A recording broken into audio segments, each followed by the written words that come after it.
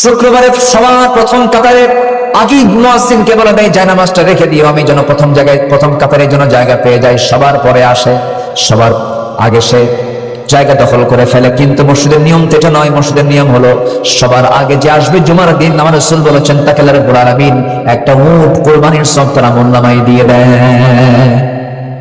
যে জুমার দিন সবার আগে মসজিদে ঢুকবে সে কি কুরবানির সওয়াব পাবে? উট কুরবানির সওয়াব পাবে। তো আল্লাহ তো দিয়ে রাখছেন, তুমি জায়নামাজ দিয়ে জায়গা দখল করবা, এটার জন্য কোনো পুরস্কার নাই। আমার ভাইয়েরা, নামাজের ব্যাপারে যারা যত্নবান হবে আল্লাহ পাক তাদের জন্য বলছেন তারা বড় সফলতা দেখবে, তারাই নিজের নফসকে শুদ্ধ করতে পারবে।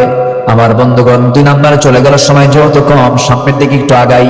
নাম্বার 3 হলো যারা সিয়াম সাধনা করবে, রোজা রাখবে যারা। রোজাটা শুধু রমজান মাস নয়, প্রত্যেক মাসে রোজা আছে না নেই বলেন? 13, 14, 15, 13, 14, 15 আইয়ামে বীজের রোজা, 13, 14, 15। এরপরও বৃহস্পতিবার, সোমবার, এই 2 দিন রোজা রেখেছেন মুহাম্মদ সাল্লাল্লাহু আলাইহি ওয়াসাল্লাম। আমি যুবকদের উপর খুব আশাবাদী। যুবকরা, তোমরা আজকের মাহফিলে বেশি আসছো, তোমরা এই দেশের বিপ্লব ঘটিয়েছো। তরুণ প্রজন্মরাই হাদির মতো সন্তান জন্ম দিতে পেরেছে এই জাতি। আল্লাহু আকবার বলেন। তোমরা তরুণ প্রজন্ম, তোমাদের প্রতি দেশবাসী চেয়ে আছে। বাপরা যা পারে না, এই সন্তানরা তা দেখিয়ে দিয়েছো।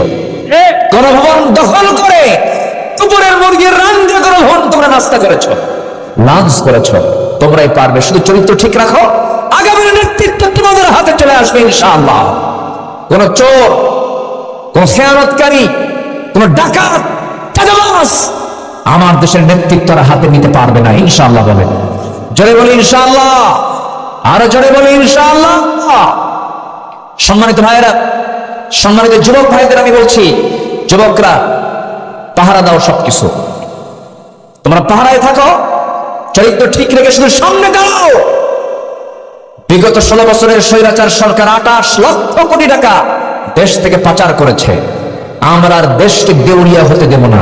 যুবকরা, এই যে স্মার্টফোন গুলো আছে, স্মার্টফোন গুলো ব্যবহারের নীতিমালা গুলো মাথায় নিয়ে রাখবে। তুমি নীতিমালা করবে, খারাপ কিছু ব্লকে যাবে না, খারাপ কিছু দেখবে না, খারাপ কিছু বুঝবে না, খারাপ কোনো চিন্তা করবে না। স্মার্টফোন ব্যবহারের ক্ষেত্রে তোমাকে যথেষ্ট সচেতন হতে হবে। বিবাহ পূর্ব কোনো রিলেশন করা যাবে না। বিবাহ পূর্ব কোনো সম্পর্কে জড়ালে তোমার জীবনটা শেষ হয়ে যাবে। বিবাহ পূর্ব যা খরচ করবা, চুরি ফিতা, এগুলো যা কিছু কিংবা সব লস প্রজেক্ট, এগুলোতে মনোযোগ দিও না, এগুলো বাদ দিয়ে দাও। পিছনের দরজাটা না গিয়ে সামনে